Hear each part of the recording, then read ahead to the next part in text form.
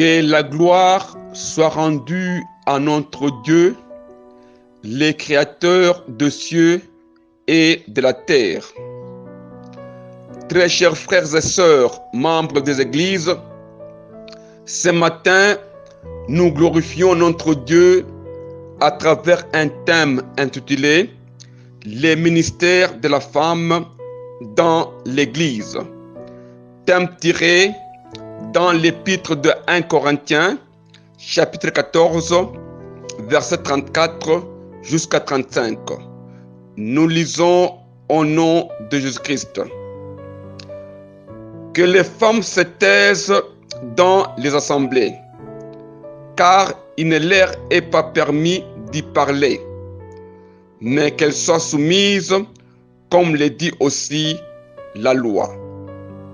Si elles veulent s'instruire sur quelque chose, qu'elles interrogent leur mari à la maison, car il est malséant à une femme de parler dans l'église. Très chers frères et sœurs, membres des églises, à la première lecture de ce passage, avec la compréhension littéraire, il apparaît clairement que le rôle de la femme dans l'Église n'est pas de diriger, mais plutôt de demeurer dans la soumission, car il est malséant à une femme de parler dans l'Église. Sans pouvoir donner une interprétation, ce passage démontre la soumission de la femme au sein de l'Église, de la société et du foyer, car il est écrit: si elles veulent s'instruire sur quelque chose, qu'elles interrogent leur mari à la maison. Très chers frères et sœurs, membres des églises, la Bible est un langage de Dieu. Nous devons avoir une même compréhension dans les passages qui parlent de la femme. Et si nous lisons les livres de Genèse, chapitre 3, verset 15, nous lisons au nom de Jésus-Christ: je mettrai l'inimitié entre toi et la femme, entre la postérité et sa postérité. Celui-ci t'écrasera la tête et tu blesseras les talons. Très chers frères et sœurs, membres des églises, Dieu maudit les serpents originels suite à la désobéissance d'Adam et Ève. Il dit: je mettrai une inimitié entre toi et la femme, entre la postérité du serpent et la postérité de la femme. Très chers frères et sœurs, membres des églises, Dieu avait-il maudit les serpents physiques et la femme physique? Quelle est la postérité du serpent et la postérité de la femme? Quand nous lisons l'épître de 1 Jean, chapitre 3, verset 10, nous lisons au nom de Jésus-Christ: c'est par là que se font reconnaître les enfants de Dieu et les enfants du diable. Quiconque ne pratique pas la justice n'est pas de Dieu, ni celui qui n'aime pas son frère. Très chers frères et sœurs, membres des églises, il existe des postérités dans le monde, les enfants de Dieu et les enfants du diable. Dieu avait-il maudit les serpents spirituels que l'on appelle Satan, les séducteurs, les menteurs? Alors, la postérité de Satan est définie comme étant les non-croyants, les pécheurs, les malfaiteurs, les séducteurs qui sont qualifiés comme étant les enfants du diable. C'est pour dire que dans la malédiction de Dieu, Dieu n'a pas maudit les serpents physiques, mais il a maudit les serpents spirituels qui, à la longue, il va l'appeler Satan le diable. Comme il est écrit dans l'évangile de Jean, chapitre 8, verset 44. Nous lisons au nom de Jésus-Christ. Vous avez pour père les diables et vous voulez accomplir les désirs de votre père. Il a été métrié dès le commencement et il ne se tient pas dans la vérité parce qu'il n'y a pas de vérité en lui. Lorsqu'il profère les mensonges, il parle de son propre fond, car il est menteur et père du mensonge. Très chers frères et sœurs, membres des églises, il apparaît clairement que le serpent qui a été maudit n'est pas le serpent physique, mais le serpent spirituel, qui est appelé Satan le diable. Mais comment est-ce que la malédiction de la femme est toujours attachée à la femme physique? Si la femme originelle, que nous appelons Ève, était maudite aussi par les serpents, par Dieu. Et comment est-ce que nous devons voir la postérité de la femme? Si nous lisons l'épître aux Galates, Galates chapitre 4, verset 4, nous lisons au nom de Jésus-Christ. Mais lorsque les temps ont été accomplis, Dieu a envoyé son Fils, né d'une femme, né sous la loi.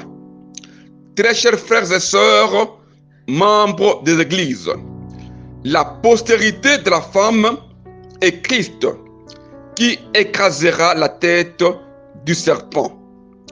Car Dieu dit ceci dans l'épître aux Galates. Dieu a envoyé son Fils, né d'une femme. Comme il a été dit dans le livre de Genèse, la postérité de la femme écrasera la tête du serpent. Ainsi, la progéniture de la femme, c'est Christ qui vaincra les mensonges et les faux enseignements. Voilà comment la tête du serpent est écrasée. Très chers frères et sœurs, membres des églises, Dieu a envoyé son Fils, né d'une femme. Comment Jésus peut-il naître d'une femme? Et pourtant, il n'est pas permis à une femme de parler dans l'église. Je ne sais pas si nous sommes tous d'accord que la postérité de la femme, c'est Christ. Car il est aberrant de prétendre dire que la femme qui a été maudite, c'est la femme physique.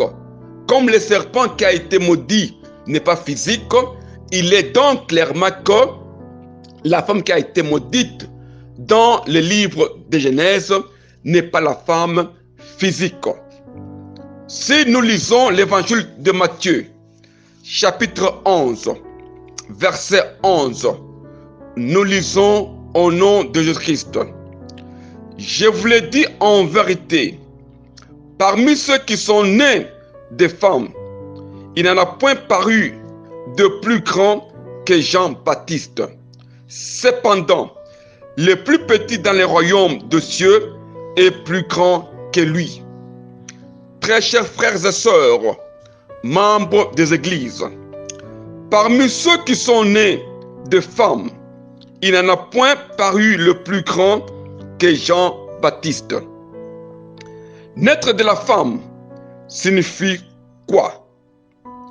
Il s'agit de la naissance physique, car Moïse et tous les prophètes sont nés de femmes.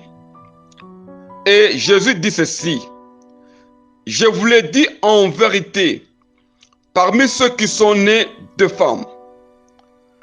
Très chers frères et sœurs, membres des églises, s'agit-il de la femme qui a été maudite en Genèse ou de la femme qui n'est pas permise de parler dans l'Église.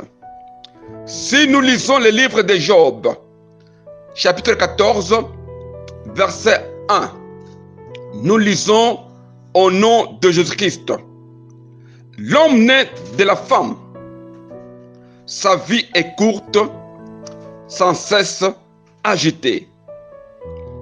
Très chers frères et sœurs, membres des églises, l'homme né de la femme, sa vie est courte. Et pourtant, parmi ceux qui sont nés de femmes, il y a Moïse, Samson, Samuel, Jean-Baptiste et Jésus. Nous comprenons que c'est la femme qui donne la naissance à l'homme. Cette femme qui est soumise et ne doit pas parler dans l'église. Comment est-ce que l'homme peut être né de la femme? Si c'est de la femme que Moïse est sorti pour libérer l'Israël en Égypte, si c'est de la femme qu'est sorti Samson, qui est venu combattre le Philistin et libérer l'Israël entre les mains des Philistins, si c'est de la femme que Samuel est né pour exercer la fonction de sacerdoce dans les temples, si c'est de la femme qu'est sorti le Jean-Baptiste, qui est venu pour annoncer l'arrivée du Messie, si c'est de la femme qu'est sorti Jésus, qui est venu sauver l'humanité, comment est-ce que la femme ne doit pas parler dans l'église? Il y a une question. Quelle est la position de la femme dans l'église? Si nous lisons le livre de Deutéronome, chapitre 31, verset 12, nous lisons au nom de Jésus-Christ. Tu rassembleras le peuple, les hommes, les femmes, les enfants et l'étranger qui sera dans les portes, afin qu'ils t'attendent et enfin qu'ils apprennent à craindre l'Éternel, votre Dieu, à observer et à mettre en pratique toutes les paroles de cette loi. Très chers frères et sœurs, membres des églises, dans l'assemblée de Dieu, dans le désert, on y trouvait les hommes, les femmes, les enfants et les étrangers. Tous entendaient et apprenaient la parole de Dieu sans distinction, avec une même finalité qui est 1. Craindre Dieu, 2. Observer la loi et 3. Mettre en pratique les paroles de Dieu. Comme c'est écrit dans l'épître de Paul au Timothée, nous lisons 1 Timothée chapitre 2 verset 11 jusqu'à 12. Nous lisons au nom de Jésus-Christ. Que la femme écoute l'instruction en silence, avec une entière soumission. Je ne permets pas à la femme d'enseigner ni de prendre de l'autorité sur l'homme, mais elle doit demeurer dans le silence. Très chers frères et sœurs, membres des églises, dans le livre de Deutéronome, on nous dit ceci, que dans l'assemblée du désert, la femme devait participer dans l'assemblée pour entendre et apprendre à pratiquer la parole de Dieu. Dans l'assemblée de désert, la femme devait aussi participer pour entendre et apprendre à craindre Dieu. Et ici, l'apôtre Paul dit ceci, que la femme doit écouter l'instruction en silence, avec soumission dans l'assemblée de Dieu, en respectant les 3 principes, à savoir 1. La femme ne doit pas enseigner. 2. La femme ne doit pas prendre l'autorité sur l'homme. Et 3, la femme doit demeurer en silence. Très chers frères et sœurs, membres des églises, ces passages, même quelqu'un qui n'a pas le Saint-Esprit peut les lire et les comprendre. Le rôle de la femme n'est pas d'enseigner, ni de prendre de l'autorité sur l'homme, mais de demeurer en silence et être soumise dans l'assemblée de Dieu.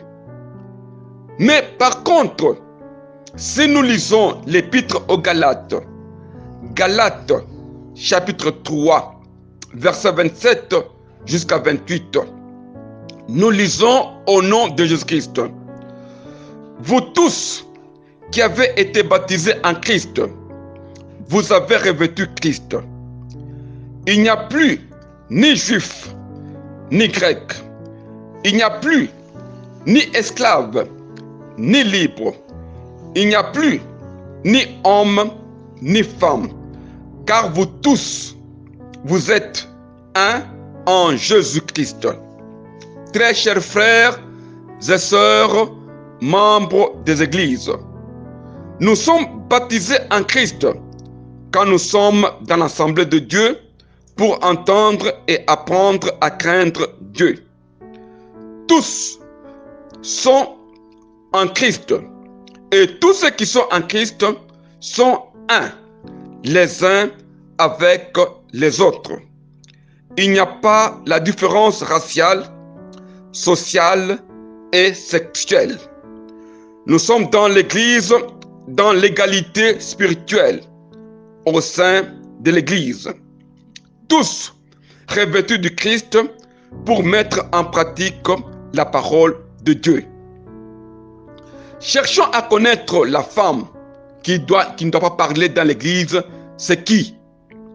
Nous lisons l'épître aux Éphésiens. Éphésiens chapitre 5, verset 31 jusqu'à 32. Nous lisons au nom de Jésus-Christ. C'est pourquoi l'homme quittera son père et sa mère, s'attachera à sa femme, et les deux deviendront une seule chair. Ce mystère est grand. Je dis cela par rapport à Christ et à l'Église. Très chers frères et sœurs, membres des églises, l'homme s'attachera à sa femme et les deux deviendront une seule chair. Ce mystère est grand. Très chers frères et sœurs, membres des églises, un mystère est une réalité qui a été cachée dans le passé et qui est révélée par le Saint-Esprit. Donc, le mariage est le reflet sacré entre Christ et son Église.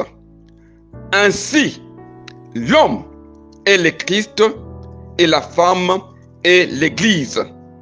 C'est pour dire que l'épouse ne peut pas prendre l'autorité devant l'homme qui est le Christ. Très chers frères et sœurs, membres des églises, nous revenons encore sur ce passage. Paul dit ceci: ce mystère est grand. J'ai dit cela par rapport à Christ et à l'Église. Le mystère est une vérité cachée par Dieu, mais révélée à travers Christ et ses apôtres. Ce mystère concerne ici le mariage entre Christ et l'Église. L'homme qui a quitté son père au ciel pour s'attacher à sa femme sur la terre, ce n'est autre que le Christ. Le Christ a laissé le trône de son père au ciel. Il est descendu sur la terre pour épouser l'homme, pour épouser l'Église qui est la femme, afin que tous deux soient un. Tous deux vivent dans la communion, vivent dans l'unité et qu'ils soient une seule chair. Et alors, très chers frères et sœurs, membres des églises, la femme originelle que Dieu avait maudite n'est pas la femme physique. Quand l'Église a abandonné Dieu, quand l'Église a laissé la parole de Dieu, cette Église-là devient une malédiction devant Dieu. C'est Christ qui parle à l'Église. Et l'Église doit se soumettre et garder silence devant l'époux. Car nous comprenons que si Paul a dit il n'est pas permis à la femme de parler dans l'assemblée, donc dans l'assemblée, celui qui doit parler, c'est Christ. C'est Christ qui est l'homme. Et que la femme doit se soumettre à la parole de Christ. Si nous lisons les livres du prophète Ésaïe, chapitre 54, verset 5, nous lisons au nom de Jésus-Christ. Car ton Créateur est ton époux, l'Éternel des armées est son nom. Très chers frères et sœurs, membres des églises, dans la relation de Dieu avec Israël, Dieu est l'époux et Israël est l'épouse. De même, dans la relation de Christ avec l'Église, Christ est l'époux et l'Église est l'épouse. Donc, l'autorité du Christ et la soumission de l'Église établie par Dieu demeurent dans l'assemblée. Car il est dit, il n'est pas permis à la femme de parler dans l'assemblée, ni de prendre de l'autorité sur l'homme. Il ne s'agit pas de la femme physique, mais il s'agit de la femme qui est spirituelle, de la femme qui est croyante, qui dans l'assemblée de Dieu, que Christ puisse parler, que Christ puisse enseigner, que Christ puisse prendre l'autorité devant la femme. Et que nous, qui sommes l'épouse, le femme de Christ, nous avons le droit de la soumission. De la même manière que Moïse a prêché dans le désert, il a dit, vous devez attendre et apprendre à obéir Dieu et observer les commandements. Nous les femmes du Christ, nous avons le rôle de nous soumettre à la parole de Dieu. Très chers frères et sœurs, membres des églises, nous sommes tous les femmes de Christ. Nous devons garder silence devant Christ, comme Paul l'a dit. Ce n'est pas moi qui parle, mais le Christ qui parle en moi. Paul était un homme. Il parlait. Ce n'était pas Paul qui parlait, mais c'était Christ qui parlait en lui. Laisser la femme parler, c'est laisser conduire l'Église selon la volonté et les désirs humains. Quand nous lisons l'épître aux Corinthiens, 2 Corinthiens, chapitre 11, verset 2, nous lisons au nom de Jésus-Christ. Car je suis jaloux de vous, d'une jalousie de Dieu, parce que je vous ai fiancé à un seul époux pour vous présenter à Christ comme une vierge pure. Très chers frères et sœurs, membres des églises, nous sommes les femmes qu'on offre en fiançailles à Jésus-Christ en conservant notre pureté pour devenir l'épouse du Christ. De la même manière que Dieu a appelé Israël comme étant fiancé dans l'Ancien Testament, nous aujourd'hui, l'Église dans le Nouveau Testament, nous sommes les femmes de Christ. Et nous devons savoir garder silence devant notre mari, devant notre époux, qui lui-même parle dans l'Église. L'homme qui parle est l'homme qui est inspiré, l'homme qui est révélé, l'homme qui a le Saint-Esprit. Et que quand il parle devant nous, l'épouse, nous devons nous taire. Comme il est écrit dans le livre des prophètes Osée, chapitre 2, verset 22 jusqu'à 23, nous lisons au nom de Jésus-Christ. Je serai ton fiancé pour toujours. Je serai ton fiancé par la justice, la droiture, la grâce et la miséricorde. Je serai ton fiancé par la fidélité et tu reconnaîtras l'Éternel. Très chers frères et sœurs, membres des églises, je serai ton fiancé. Répétez 3 fois. 1. Je serai ton fiancé pour toujours. 2. Je serai ton fiancé par la justice. Et 3. Je serai ton fiancé par la fidélité.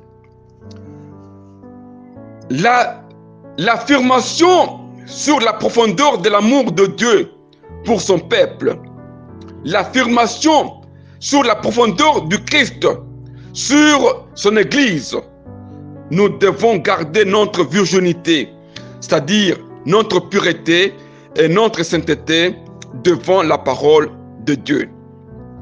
Très chers frères et sœurs, membres des églises, nous comprenons tous que si Paul a écrit qu'il n'est pas permis à la femme de parler dans l'assemblée, il ne s'agit pas de la femme physique, mais de la femme spirituelle, qui n'est autre que les croyants, les fidèles qui sont dans l'église, les fidèles qui forment le corps du Christ, qui doivent eux-mêmes garder silence, ne pas parler, ne pas orienter l'Esprit de Dieu quand Christ est en train de parler et de révéler ce message dans l'assemblée. Alors, une question. La femme physique peut-elle exercer le ministère de Christ dans l'Église? Nous disons oui. Nous lisons l'épître aux Éphésiens pour démontrer. Éphésiens chapitre 4, verset 11 jusqu'à 12.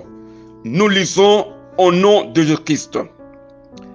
Et il a donné les uns comme apôtres, les autres comme prophètes, les autres comme évangélistes, les autres comme pasteurs et docteurs, pour le perfectionnement de saints, en vue de l'œuvre du ministère et de l'édification du corps du Christ.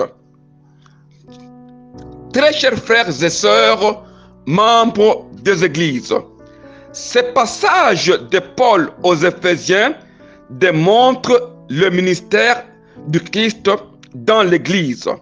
Il y a 5 ministères: l'apôtre, les prophètes, l'évangéliste, les pasteurs, ainsi que les docteurs. Est-ce que la femme peut exercer ces ministères dans l'Église? Très chers frères et sœurs, membres des églises, nous disons ceci.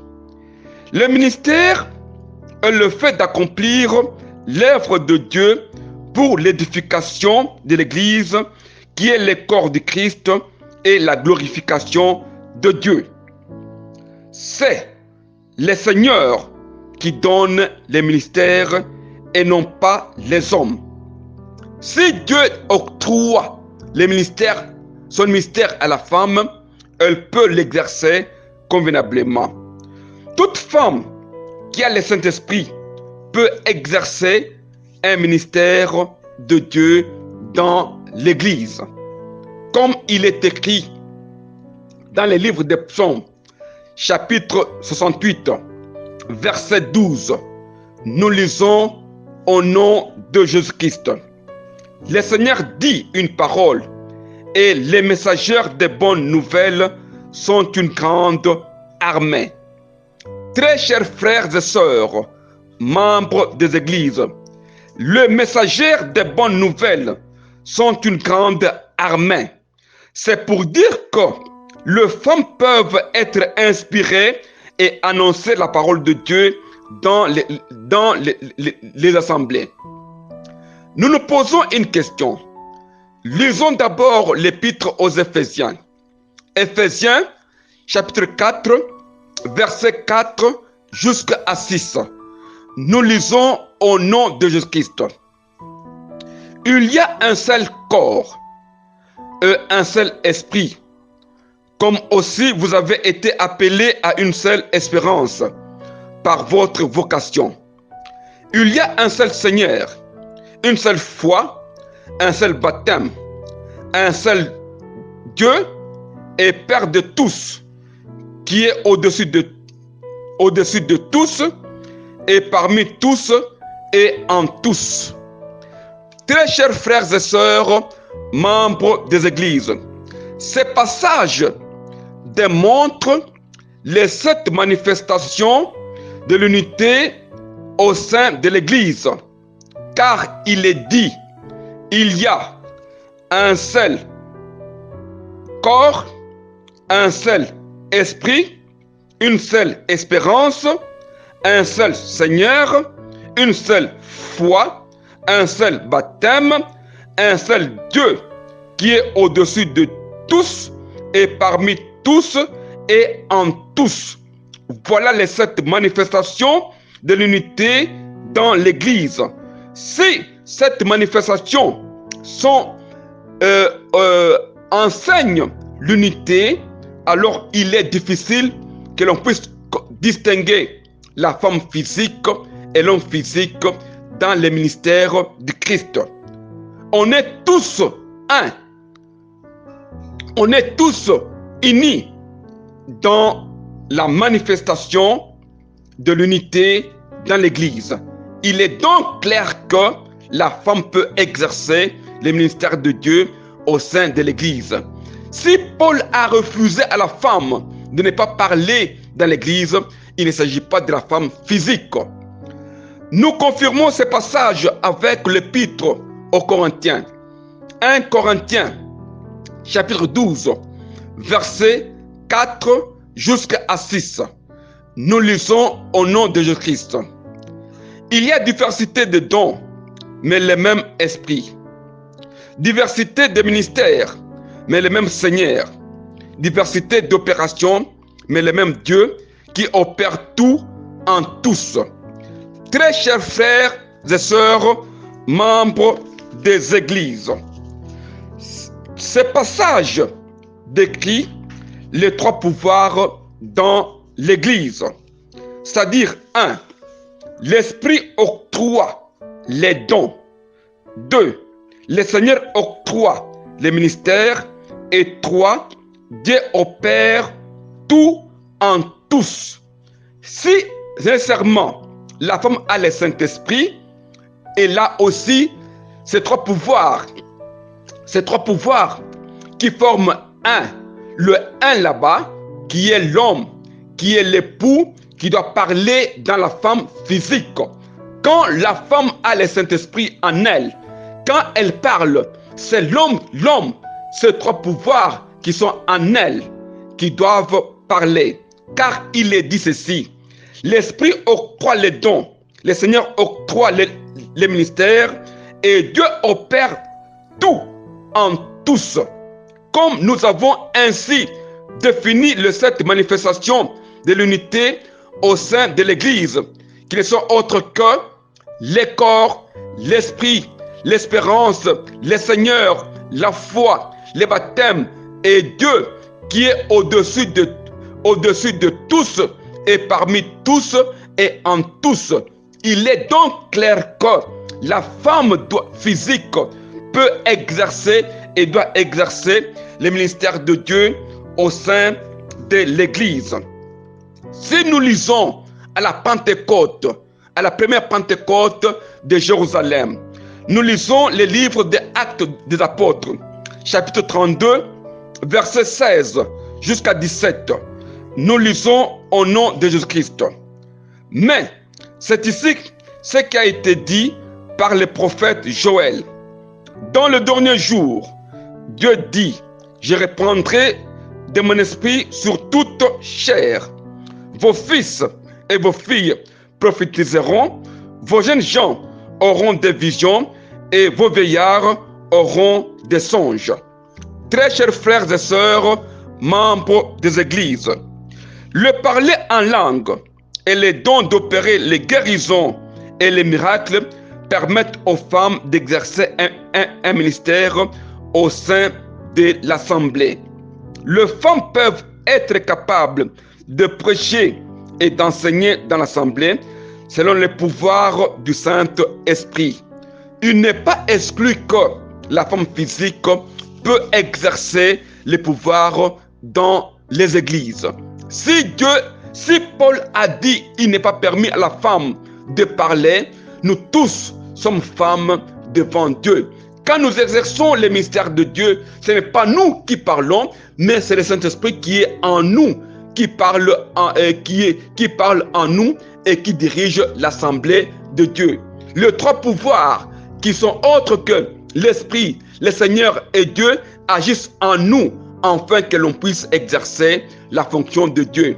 Donc, la femme peut exercer convenablement le ministère de Dieu dans l'Église si elle est remplie de trois pouvoirs et si elle a aussi les 7 manifestations de l'unité au sein de l'Église. Ce matin, très chers frères et sœurs, c'est votre frère, l'apôtre missionnaire Taylor Kankonde Kalomba. Je vous remercie.